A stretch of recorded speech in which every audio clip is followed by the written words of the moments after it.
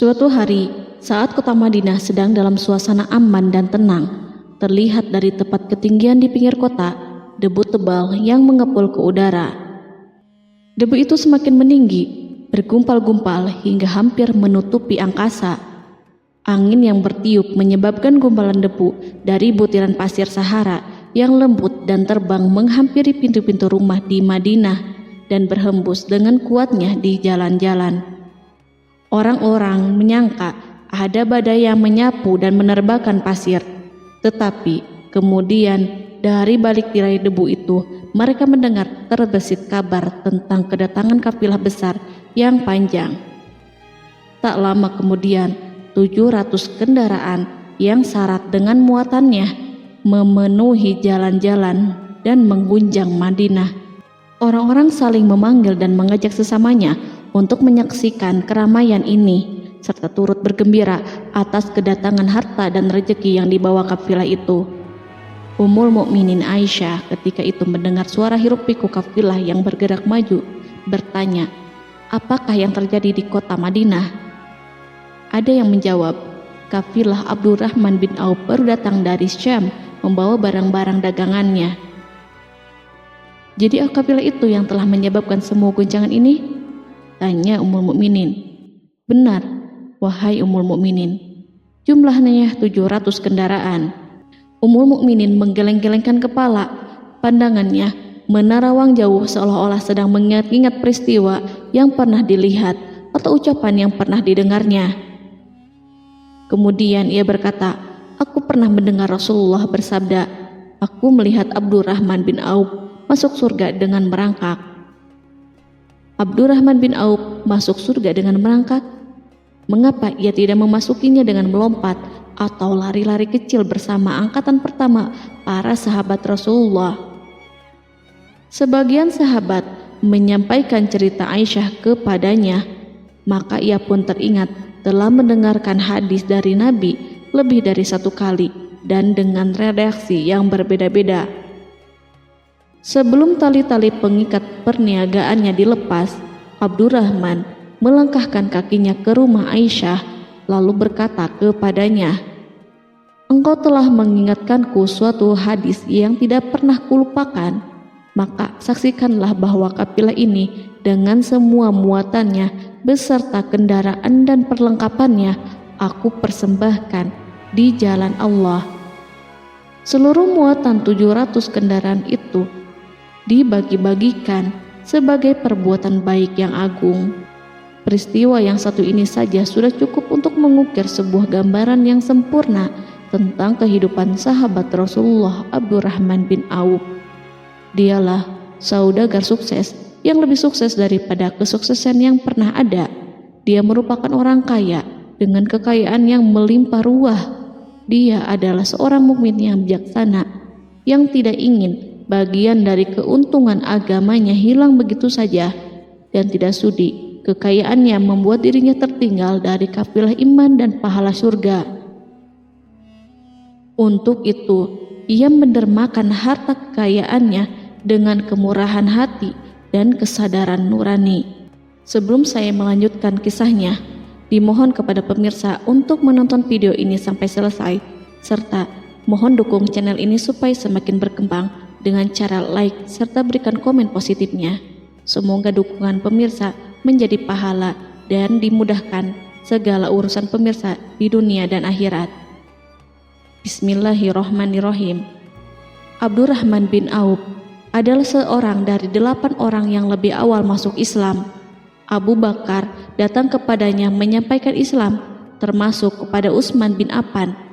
Abdurrahman bin Auf telah memasuki Islam pada permulaan dakwah, yakni sebelum Rasulullah memasuki Darul Arqam dan menjadikannya sebagai tempat pertemuan dengan para sahabatnya yang beriman. Tidak ada persoalan yang tertutup bagi mereka dan tiada keraguan yang menjadi penghalang. Bahkan mereka segera bersama Abu Bakar As-Siddiq menemui Rasulullah untuk menyatakan baiat dan memikul bendera Islam.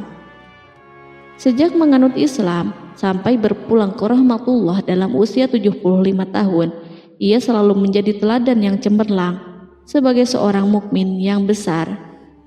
Hal ini menyebabkan Nabi memasukkannya dalam 10 orang yang telah diberi kabar gembira sebagai ahli surga. Umar mengangkatnya sebagai anggota majelis syuro yang terdiri dari 6 orang yang merupakan calon khalifah yang akan dipilihnya sebagai penggantinya. Cepatnya Abdurrahman masuk Islam telah menyebabkan dirinya harus mengalami penganiayaan dan penindasan dari Quraisy. Ketika Nabi memerintahkan para sahabatnya hijrah ke Habasyah, Abdurrahman bin Auf pun ikut berhijrah. Kemudian ia kembali lagi ke Mekah, lalu hijrah untuk kali keduanya ke Habasyah, dan selanjutnya hijrah ke Madinah. Keuntungannya dalam perniagaan sangatlah besar, hingga mencapai batas yang membuat dirinya merasa takjub dan heran, sehingga ia berkata, "Sungguh aku melihat diriku ini, seandainya mengangkat batu, niscaya aku temukan emas dan perak di bawahnya." Perniagaan bagi Abdurrahman bin Auf bukanlah jenis perdagangan yang tercela maupun monopoli. Bahkan ia sendiri bukanlah orang yang berlomba-lomba untuk mengumpulkan harta atas dorongan agar menjadi orang kaya. Sekali-kali bukan itu, melainkan suatu amal dan kewajiban yang keberhasilannya akan menambah kedekatan jiwa kepada Allah dan berkorban di jalannya. Abdurrahman bin Auf adalah seorang yang kuat emosi jiwanya, di mana ia menemukan kepuasan emosinya itu dalam amal yang mulia. Apabila ia tidak sedang sholat di masjid dan tidak sedang berjihad dalam peperangan, ia pasti sedang mengurus perniagaannya yang berkembang pesat. Sehingga kafilah-kafilah dari Mesir dan Syria membawa ke Madinah barang-barang muatan yang dapat memenuhi kebutuhan seluruh jazirah Arab, baik pakaian maupun makanan. Yang menunjukkan kepada kita bahwa seorang yang kuat emosi jiwanya adalah ketika kaum muslimin hijrah ke Madinah. Rasulullah pada waktu itu menerapkan aturan untuk mempersaudarakan 2 orang sahabat, salah seorang dari muhajirin warga Mekah dan yang lainnya dari Ansor penduduk Madinah. Persaudaraan ini berjalan dengan sempurna hingga membuat hati terpesona. Orang-orang Ansor yang merupakan penduduk asli Madinah membagi seluruh kekayaan miliknya menjadi 2 dengan saudaranya dari kalangan muhajirin. Bahkan istri pun direlakannya. Ketika itu Rasulullah mempersaudarakan antara Abdurrahman bin Auf dengan Sa'ad bin Rabi. Sa'ad bin Rabi berkata kepada Abdurrahman, "Saudaraku, aku adalah penduduk Madinah yang paling banyak harta. Silahkan pilih separuh hartaku dan ambillah. Aku juga mempunyai 2 istri. Perhatikanlah yang lebih menarik hatimu, dan aku akan menceraikannya sehingga engkau dapat memperistri dirinya." Abdurrahman bin Auf pun menjawab, "Semoga Allah memberkahi dirimu dalam istri dan hartamu. Tunjukkanlah kepadaku letak pasar." Abdurrahman pergi ke pasar. Ia berjual beli di sana dan mendapatkan keuntungan. Kehidupan Abdurrahman bin Auf di Madinah, baik semasa Rasulullah maupun sepeninggalnya beliau, selalu ditunaikannya dengan sempurna untuk memenuhi hak agama dan beramal di dunia. Perniagaannya sukses dan menguntungkan. Seperti diungkapkannya sendiri bahwa seandainya ia mengangkat batu dari tempatnya, pasti ia akan mendapatkan emas dan perak di bawahnya. Salah satu faktor yang membuat perniagaannya berhasil dan mendapatkan berkah adalah karena ia sangat selektif untuk berniaga yang halal dan benar-benar menjauhkan diri dari segala bentuk jual beli yang haram, bahkan yang syubhat sekalipun. Selain itu, faktor yang menambah kejayaan dan keberkahannya adalah labanya yang bukan untuk Abdurrahman sendiri, melainkan di dalamnya terdapat bagian Allah yang ia penuhi dengan baik. Ia menggunakan hartanya untuk memperkokoh hubungan kekeluargaan dan mengeratkan tali persaudaraan, serta menyediakan perlengkapan yang diperlukan untuk tentara Islam. Bila total perniagaan dan kekayaan yang lainnya ditambahkan keuntungan yang diperolehnya dihitung, jumlah kekayaan Abdurrahman bin Auf itu dapat diperkirakan dengan memperhatikan jumlah yang dibelanjakannya di jalan Allah. Suatu hari, ia mendengar Rasulullah bersabda, "Wahai Ibnu Auf, engkau termasuk golongan orang kaya dan engkau akan masuk surga dengan merangkak."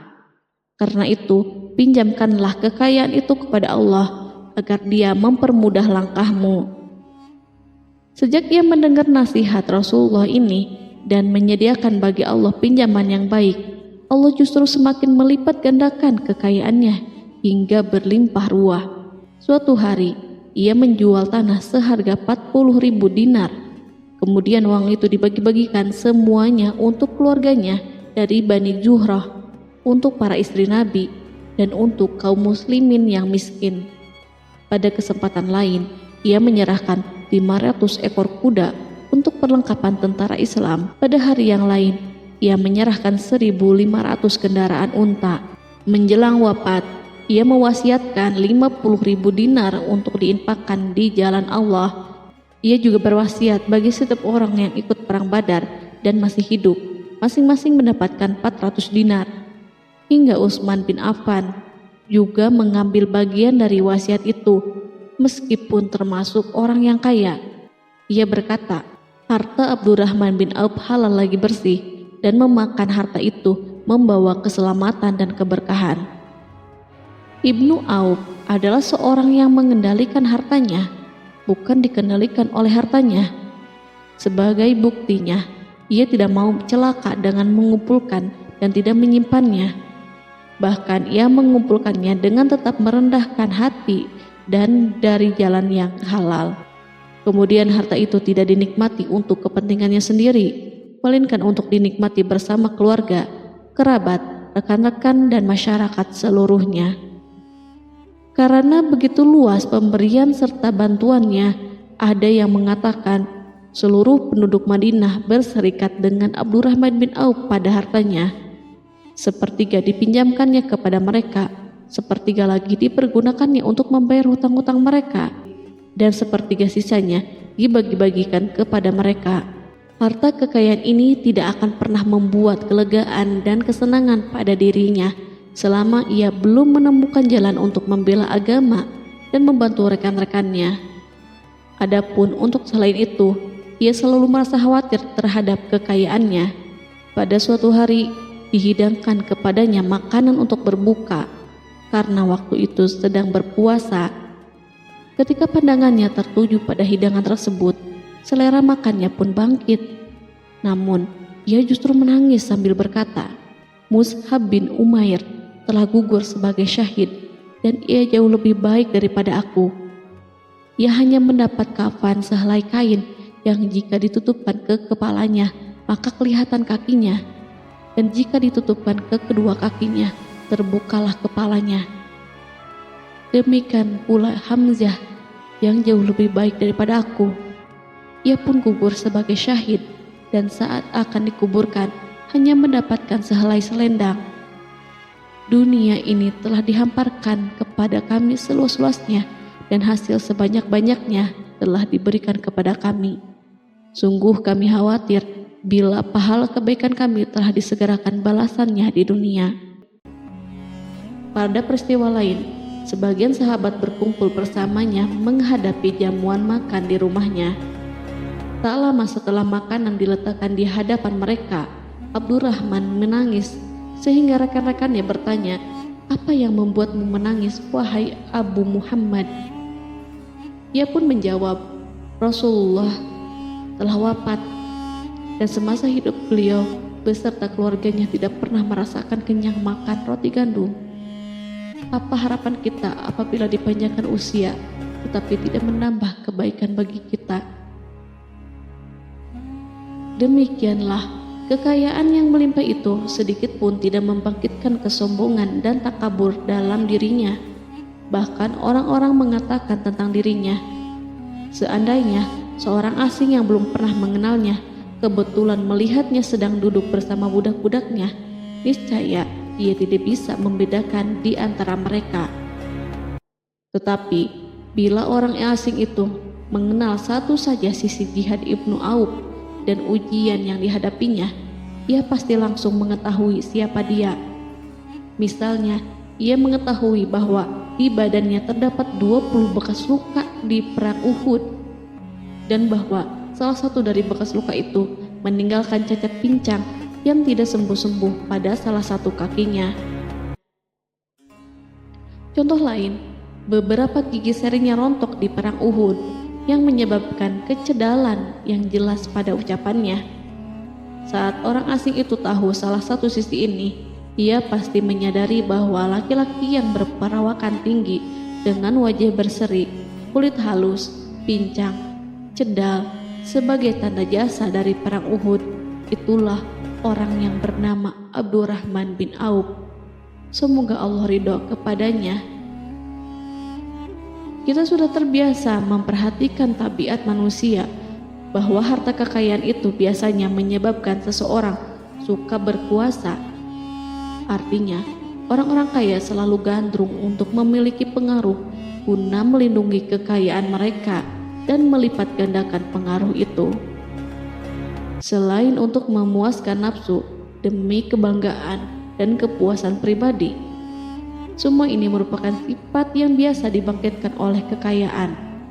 Tetapi bila kita melihat Abdurrahman bin Auf dengan segala kekayaannya yang melimpah, menemukan manusia ajaib yang sanggup menguasai watak dasar manusia dalam bidang ini dan melangkahinya ke puncak ketinggian yang istimewa.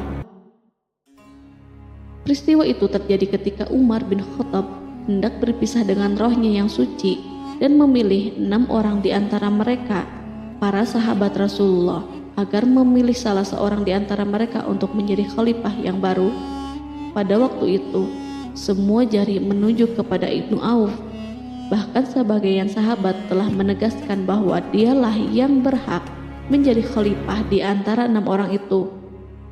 Namun, ia menjawab, "Demi Allah, seandainya diambilkan pisau lalu ditaruh ke atas leherku, kemudian kalian menusukkannya sampai tembus, itu lebih baik aku sukai daripada menerima jabatan tersebut."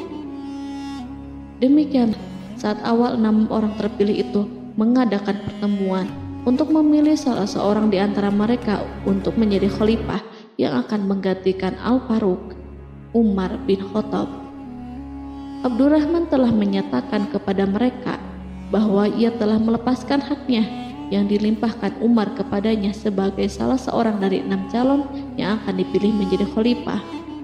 Dengan demikian, kewajiban mereka untuk melakukan pemilihan itu terbatas di antara mereka yang berlima saja. Sikat juhudnya terhadap jabatan dan pangkat ini dengan cepat telah menempatkan dirinya sebagai hakim di antara 5 orang tokoh terkemuka itu. Mereka menerima dengan senang hati agar Abdurrahman bin Auf menetapkan pilihan kepada khalifah itu terhadap salah seorang di antara mereka berlima. Ali mengatakan, "Aku pernah mendengar Rasulullah menyifatimu bahwa engkau adalah orang yang dipercaya oleh penduduk langit dan dipercaya pula oleh penduduk bumi." Ibnu Auf akhirnya memilih Utsman bin Affan untuk jabatan khalifah dan lainnya pun menyetujui pilihannya. Itulah hakikat seorang laki-laki yang kaya raya dalam Islam. Apakah Anda telah memperhatikan bagaimana Islam telah mengangkat dirinya jauh di atas kekayaan dengan segala godaan dan penyesatannya itu, dan bagaimana ia menempa kepribadiannya dengan sebaik-baiknya? Pada tahun 32 Hijriah, tubuhnya berpisah dengan roh. Ummul Mukminin Aisyah memberinya kemuliaan khusus yang tidak diberikan kepada orang lain dengan memberikan usulan kepadanya ketika ia masih terbaring di ranjang menuju kematian agar bersedia dikuburkan di pekarangan rumahnya berdekatan dengan Rasulullah, Abu Bakar, dan Umar. Namun ia memang seorang muslim yang telah dididik Islam dengan sebaik-baiknya, sehingga merasa malu bila dirinya diangkat dan disandingkan dalam kedudukan tersebut. Selain itu, ia telah membuat janji dan ikrar yang kuat dengan Utsman bin Maz'un, yakni jika salah seorang di antara mereka meninggal sesudah yang lain, hendaklah ia dikuburkan di dekat sahabatnya itu. Saat rohnya bersiap-siap memulai perjalanan yang baru, air matanya meleleh, sedangkan lidahnya bergerak-gerak mengucapkan kata-kata, "Aku khawatir dipisahkan dari sahabat-sahabatku karena kekayaanku yang melimpah ruah." Namun, ketenangan dari Allah segera menyelimutinya. Lalu senyuman tipis menghiasi wajahnya disebabkan sukacita yang memberi cahaya dan kebahagiaan yang menenteramkan jiwa. Ia memasang telinganya untuk menangkap sesuatu, seolah-olah ada suara yang lembut merdu yang datang mendekat. Ia sedang mengenang kebenaran sabda Rasulullah yang pernah beliau ucapkan, Abdurrahman bin Auf di dalam surga. Ia barangkali juga sedang mendengarkan janji Allah dalam kitabnya.